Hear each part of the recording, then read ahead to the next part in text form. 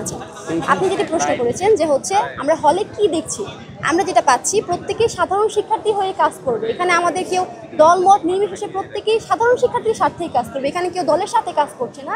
যে ইশতেহার দিয়েছে ইশতেহারগুলোই সাধারণ শিক্ষার্থীদের জন্য দিয়েছে। তো কাজটা হচ্ছে কল্যাণের জন্য। তো আমরা কেউ এখানে কারো প্রতিদ্বন্দ্বী না, আমরা প্রত্যেকের সহযোগী। তিনিও কাজ করবেন হলের জন্যই কাজ করবেন বা বিশ্ববিদ্যালয়ের জন্য কাজ করবেন। আমিও একইভাবে প্রতিনিধি হয়ে আসবো আমরা হচ্ছে কাজ করব হলের শিক্ষার্থীদের জন্য, শিক্ষার্থীর কল্যাণে। সেটা হচ্ছে সুষ্ঠু পর্যায়ে হোক, আমরা সেটা চাই রাকসু হোক। এখন কি হলে সাধারণ শিক্ষার্থী স্বতন্ত্র প্যানেল স্বতন্ত্র শিক্ষার্থীরা তারা তো একা, জি দলীয় যারা তারা তো আলাদা। জি। তো সেক্ষেত্রে আপনারা কি অনিশ্চয়তার মধ্যে আছেন বা আপনাদের সমস্যাটা কি সেটা বলেন। আচ্ছা, আমাদের কোনো সমস্যা নেই, আমরা কনফিডেন্ট যে ইনশাল্লাহ আমরা ভালো কিছু করব। আমরা পুরো কনফিডেন্ট, আমরা সাড়া পাচ্ছি, আমরা কনফিডেন্ট যে আমরা ভালো কিছু করব।